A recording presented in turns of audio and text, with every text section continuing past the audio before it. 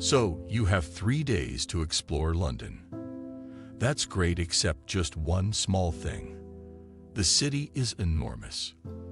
London, a city as modern as the 21st century, yet a history dating back to Roman times, is a place that has fascinated travelers from all around the world for decades. There are numerous attractions that can quite literally engulf you, so you need to have a plan for your 3 days in London. One of the biggest ways to save time and money is to purchase the London Explorer Pass. You can choose to add 3, 5, or 7 locations for free entry, and make sure that one of the options you pick is a one-day big bus London hop-on hop-off tour. Alternatively, you can get yourself an Oyster card. You can use an Oyster card as a day or weekend travel pass on all transport options in the city, or top up with credit and use as a pay-as-you-go card on all the same modes of transport.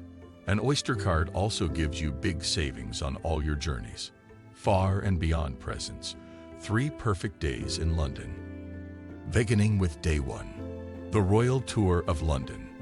This is the first day of the trip, so you should essentially look forward to familiarizing yourself with the top attractions in the city. London is one of the biggest cities in the world, so obviously it's easy to lose track of time.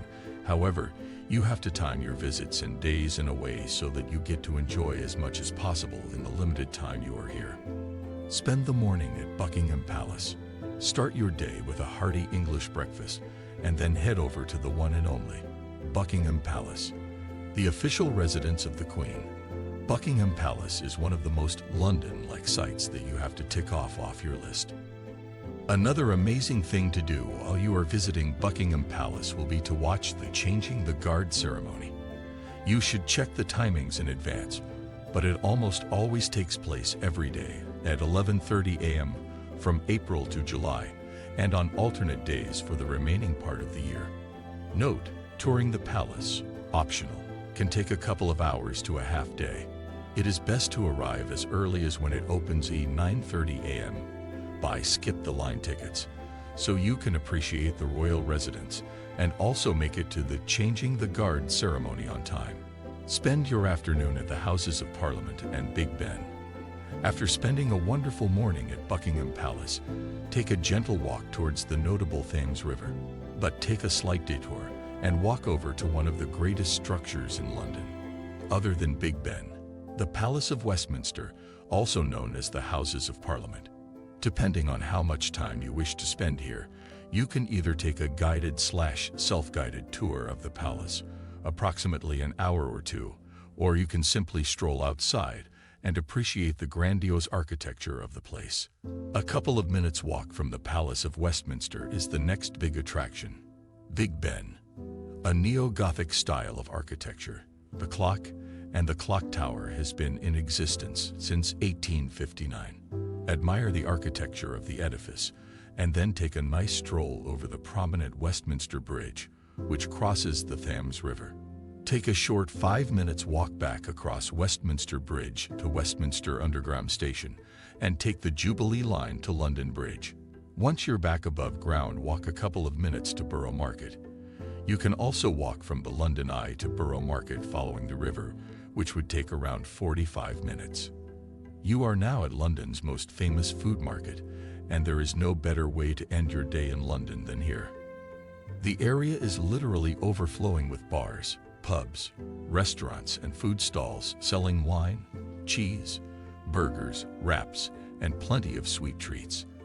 Either grab a meal to go or sit down at one of the many restaurants and soak up the atmosphere. In the evening, visit the London Eye. Buy a skip-the-line ticket to the London Eye and enjoy a 30-minute bird's eye view ride on the giant Ferris wheel that towers over London and its most prominent structures. If you're visiting in winter when the evenings are dark, it's still a beautiful time to ride so you can see the twinkling lights across the cityscape. Now, Day 2. A mix of history and theater. Your first day in London was spent visiting some of the most famous spots in the city, but there are so many more to explore. Do not forget that you are in London, a city with some of the highest numbers of annual visitors in the world. So every day involves seeing world-famous sights, which brings us to the second day in the city. Spend the morning at the Tower of London. Londoners love their brunches, and if you are in the city, especially over the weekend, brunching is a necessity. Start your day at one of the many brunch cafes across London. After refueling yourself, hop on the nearest London Underground station and head to Bank Station. Then walk 10 to 15 minutes to reach the Tower of London. Standing right in the heart of London, the Tower of London is a historic fortress that has been in existence since 1066. You can pre-purchase your tickets if you'd like a tour inside the tower, which holds the crown jewels. From the tower, walk towards and past the ceremony of the keys. The ritual takes place in the evening, but you can still take photos from outside. The Traitors' Gate, another photo opportunity, and over to the impressive Tower Bridge. If you would like, you can also buy advance tickets to go inside the Tower Bridge and walk across its glass walkway.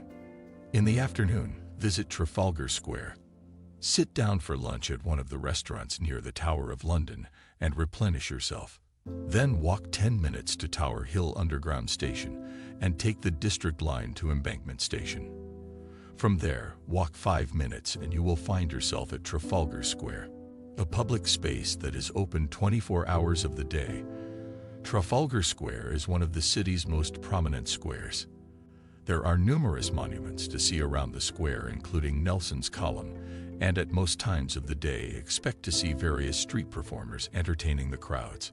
The whole square is surrounded by historic buildings, so take a moment to take it all in, and then take a pleasant 10-minute stroll to Covent Garden. Spend the evening at the West End.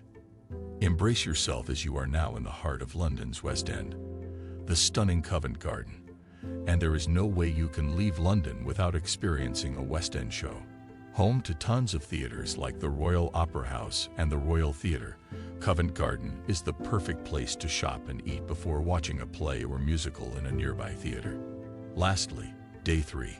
Cathedrals and art museums. You are now on your last day of your 3-day grand tour of London. So today you get to visit a couple of equally popular London sites and admire the city before you bid your goodbye. Spend the morning at St. Paul's Cathedral and Millennium Bridge. You may have already spotted St. Paul's Cathedral during your city tour. The dome can be spotted from different corners in the city. The cathedral is a well-known structure in the city and is regarded to be an historic jewel.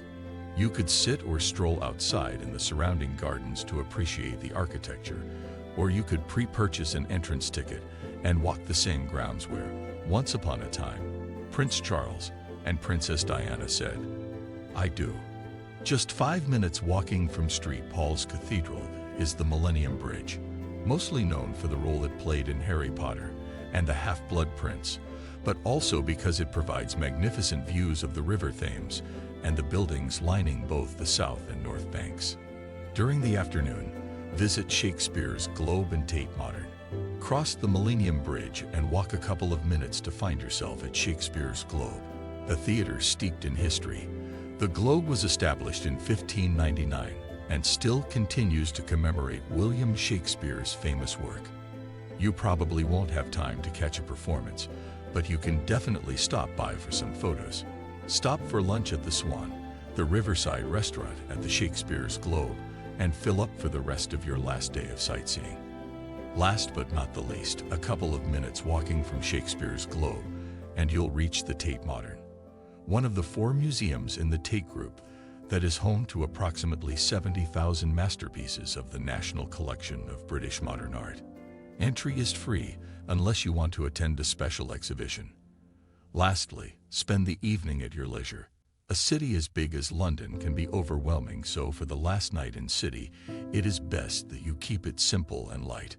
The Tate Modern, where you finished your afternoon, is on the south bank of the River Thames, which is lined with bars, pubs, restaurants, shops, galleries, and coffee shops. So take some time to stroll the riverside and pick a venue for your last meal and drinks in the city.